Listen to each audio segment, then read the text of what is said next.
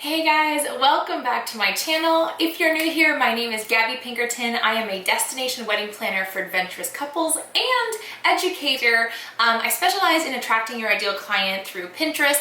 And actually today, that is what I want to focus on. So I started a Pinterest for Wedding Pros Facebook group a few months ago now, and I will link that below because all are welcome to join. Obviously, we are asking for people to be in the wedding industry just because it's very targeted towards that market in terms of keywords and like tips and tricks that I offer, and it's also what I'm good at. So I want to really specialize in that industry for now. But if you are a wedding pro, feel free to join us on Facebook. The link is down in the comments, in the description. But as you join the group, one of the questions that I ask you is, what is your number one Pinterest struggle right now? And I take screenshots of everybody who answers that question because I can do videos like this where I'm going to answer some of your biggest Pinterest questions. And a lot of them are, I'm like looking at my computer now, but a lot of them are similar, just worded differently, but I think you guys are having the same struggle.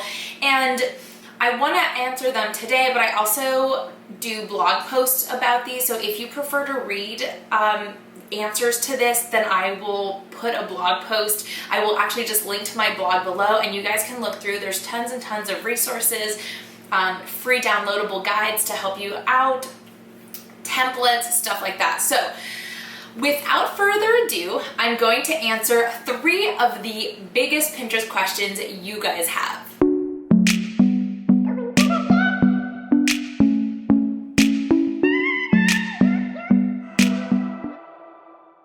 Okay, we are going to dive into these Pinterest questions with the number one question, no particular order by the way, just question number 1.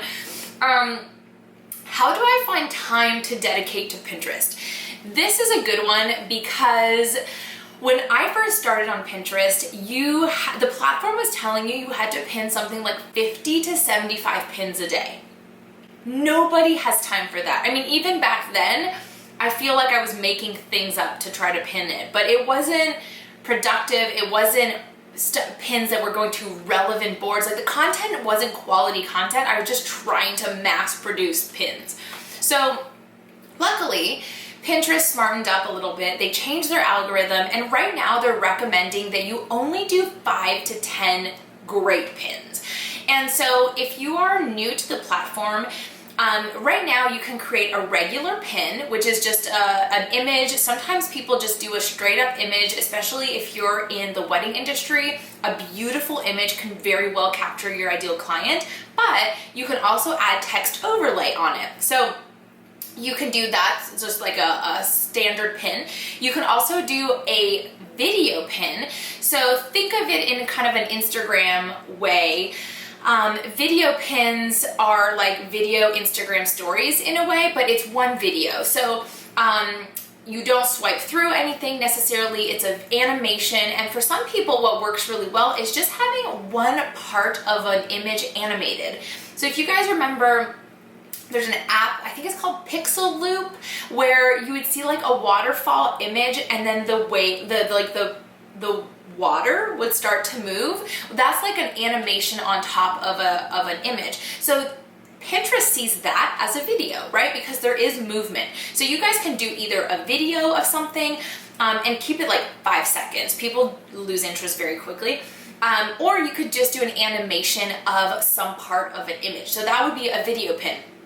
And then you have a story pin, which is more of a swipe through, like kind of a carousel, an Instagram story mixed with like more, what are those? The carousel pins, or not pins, the carousel posts on Instagram, right? Where you use like 10 best tips to, and you swipe through and you get a tip per page. So they have story pins, which is more of like a how-to. So if you're like, hey, here is how to create a boutonniere, and you do like step 1, this photo, step 2, this photo, step 3, so people can swipe through, and they also at the end of it learn how to create whatever it is you wanted to show them. So that is really good for recipe makers, or I think in the wedding industry we have a lot of things we can show how to. So use those to your advantage.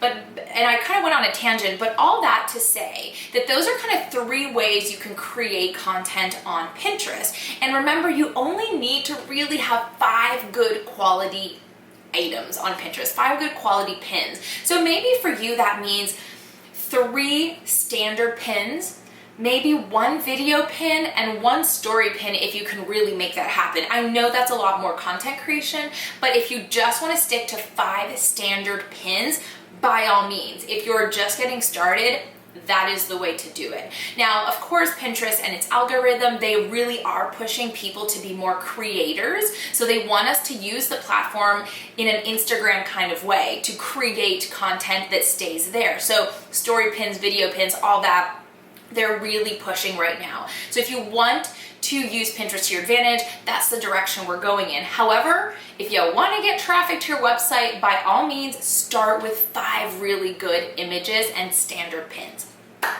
Okay, so in terms of finding the time to do that, can you create 5 pins in 30 minutes? Probably. Like, I use Canva.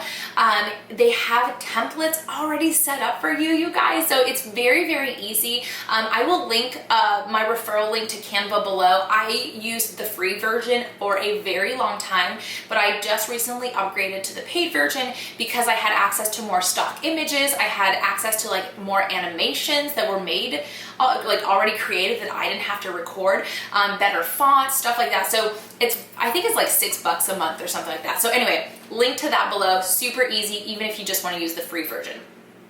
Okay, question number 2, learning how to use it for business. Okay, so first things first, if you already are on Pinterest, but you are using the platform on the personal side of it, so I think we've all started with that, right, where we would pin recipes and DIY Halloween crafts and stuff like that. You have 2 options. If you've used your personal profile also as a business, so over time you've kind of evolved from your recipe making to wedding photography, and you've started to add a lot of your images and you're created some boards dedicated to your wedding photography business, then I would simply go and on the back end in the settings, you can turn that into a business account. Now, the trick here is you want to make sure you make your personal boards secret, because Pinterest, when they see your content as like a profile, they're seeing everything you're pinning. And if they're like, oh, there's recipes and there's wedding photography, those 2 have nothing to do with each other. We don't know what this person specializes in, therefore we cannot send them ideal clients because we don't know who to send them. So the goal is you can still keep your recipes if you're just using one account, but make that board secret so only you can see it and the search engine doesn't mess up your photography stuff. So in the eyes of Pinterest, if that's secret and your photography boards are public, then they say, oh my gosh, this person is a wedding photographer. Let's recommend their pins to people who are typing stuff like wedding photography or desert wedding photographer, very specific keywords. So that is one way to do it. The other way is if you want to start from scratch, go, from the beginning, then you can definitely create a whole new account and have it be exclusively branded for your business. So to convert to a business account is pretty easy. I will link a blog post below that I wrote a few months ago walking you through the steps. It's no biggie, but highly, highly recommend converting to business because you're going to have access to analytics. You're going to have access to promoted pins, which is the paid ads on Pinterest that are so cheap right now. I mean, have been cheap. So get on that. And just in general, you have access to sometimes new, features that are released before the general public. So business account is super, super, super important. So do that. Okay, question number 3. So the biggie question, which honestly is something we get a lot, is how to convert pinners to paid clients, right? I mean, there's a lot of steps that goes into this, but if you are just starting on Pinterest, the goal ultimately, especially for a business, is to capture people on Pinterest via our specific long tail keywords. And if you don't know what a long tail keyword is, basically it's a combination of 3 or more words that are specific to your market. So for me, one of my long tail keywords is like desert, boho desert bride. Like that one is very specific. Or it could be destination wedding tips. Also a little more broad, but I'm still targeting my destination wedding people, and the word tips is my 3rd word, but it's still, attracting the type of people that I want. Now, once you figure out your long tail keywords, the goal is to really attract those specific, that niche market, and have them land on a helpful image of yours. So that image could be perhaps an inspiration image, so sending them to a blog post that's a gallery that they might be like, wow, I loved this wedding, I love everything about it, I need to hire this photographer. Or it could be more of an informational post, so saying like 5 best blank, 5 best wedding cakes of 2020. Except, let's be real, there's been so few weddings in 2020, there's not that much content out there. But anyway, 5 best wedding cakes of 2020, and then you do kind of a best of post and sending them there for maybe more informational. So, hey, this is a drip cake. You might like a drip cake for these reasons, or here's a 3-tiered fondant cake. I don't know that much about the styles of cake, but here's information about that. The other way to do it is also more tip-based, but with the freebie. And this is where we start to really convert the Pinterest traffic into paying or potential customers. So sending them to a blog post. So let's say, okay, let's use the best wedding cake as an example, right? So best wedding cake, you have a beautiful image on Pinterest that says best wedding cakes of 2020. And the client's like, oh, yes. Click on that pin. It sends them to your blog post that has a bunch of information of like top 5 wedding cakes of 2020. And they're browsing, and all of a sudden there's a paragraph that says, want to learn how to bake your own cake? I don't know, I'm making this up. Click here for my easy recipe and bridal cake checklist. Again, probably the worst example right now. I'm sorry, you guys, I'm just winging it. But let's say they are interested. Like, let's say it's a DIY bride. She wants to tell her mom how to make her wedding cake for her. And she has found this really simple recipe with a checklist of items that you need, right? Like, so easy. Clicks, downloads it. Well, what do you think she needs to give you in order to get that freebie? Her email. So the idea is now to get that possible customer onto your email list, and then it is up to you to start converting those people from just Pinterest users to clients that are loving your brand. So even though that person may not necessarily buy a cake, and we don't know, by the way, even if she's a DIYer, she might get through the process of the cake making and realize, you know what, it is in her best interest to buy a cake from somebody, and you might be the first person on her list. So, or if you have an extra shop where it's like, hey, do you need a cake topper? Yeah, you made your own cake, you need a cake topper, buy this from us. So there's so many ways, you guys, that you can create a really helpful freebie, and don't be afraid to give that information to people.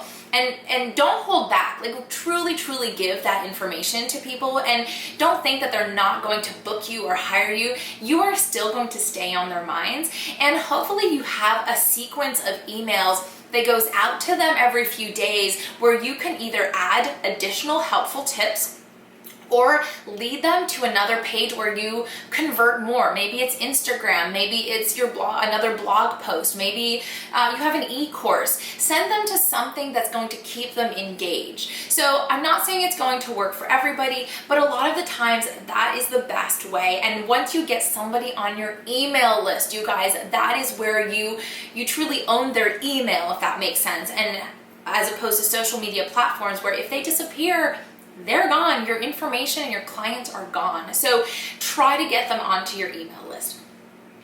Whew. Okay, I hope that was helpful. Those were kind of 3 main questions that I've gotten over the last couple weeks. Again, reminder to come on over to Facebook and hang out on our Facebook group. It's Pinterest for Wedding Pros, linked below. Please give this video a thumbs up and subscribe if you're new. I would love to see you hang out here with us a little bit more. And when I mean with us, it's me, my dogs that are on the floor. So me, really. Thank you so much for being here. I'll see you next time.